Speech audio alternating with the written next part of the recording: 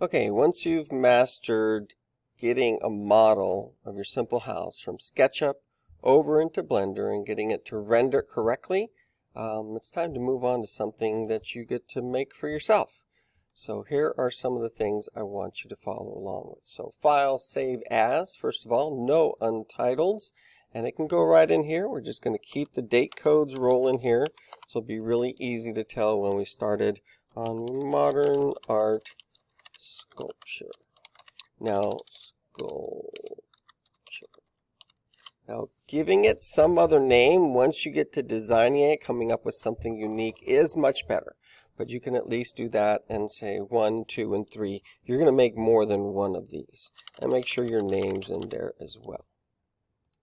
Now, this SketchUp model person can stay around for a while to give us a sense of scale. Just picture, we want something that could sit outside of a museum. So that's the sizes that we're going to talk about. So to start with, I'm just going to draw a C for circle and pull out. Make sure that you're either going on the green or the red axis. And you have to start at the origin and keep it at the origin. Remember, we're going to be spinning this around, and putting it back to the origin is never going to be quite centered. So if you just keep it at the origin when you're starting, you're in good shape. So right here, I'm going to pull out, let's make our first pull 5 feet. And that gives us a 10-foot diameter to start with. Now the very first thing we do is not like divide it up, because it's a two-dimensional face.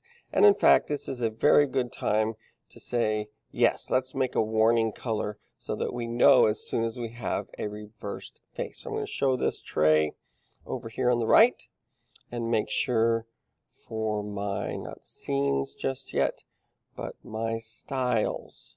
So if styles isn't there and it got closed, well, we can just put it back on there. So there's my tray, and let me bring styles back.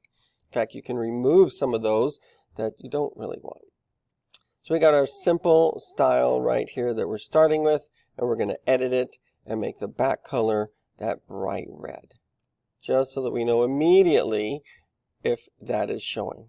Cannot put paint on a red face.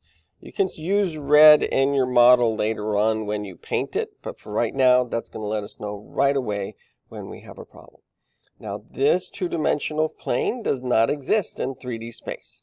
So if you're really thinking about printing, let's do a pull up to create a base, and something as small as 6 inches or even 1 inch would be helpful. That way, that's really going to stick to it.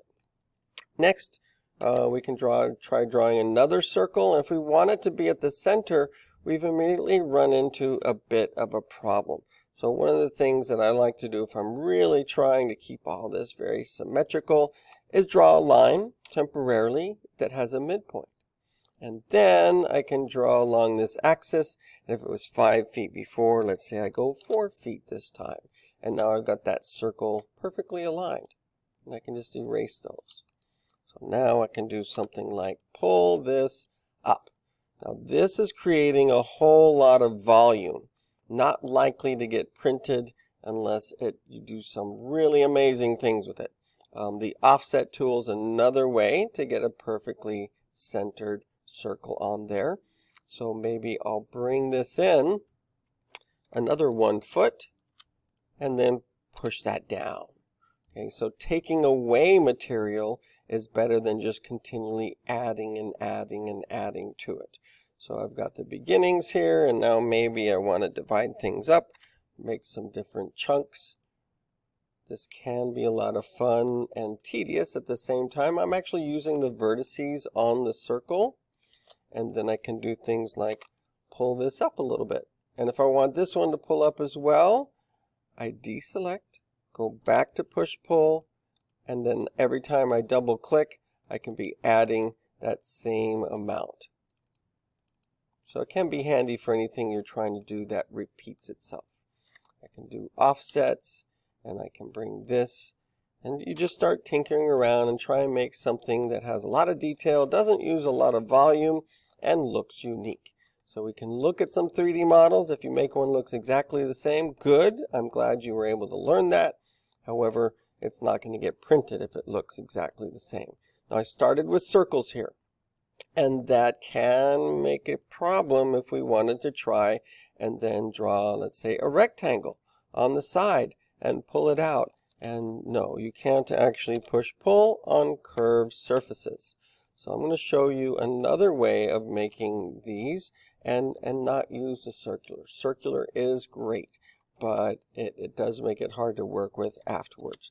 Let me show you one more thing. I'm going to say don't do this, is have a very small thing that's very, very tall.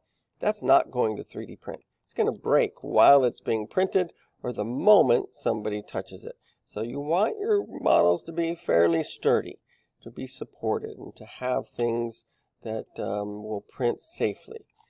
Scale is another really great way to say, okay, well, that's going to be a lot stronger already, just like that. All right, so let me give another start here as another example.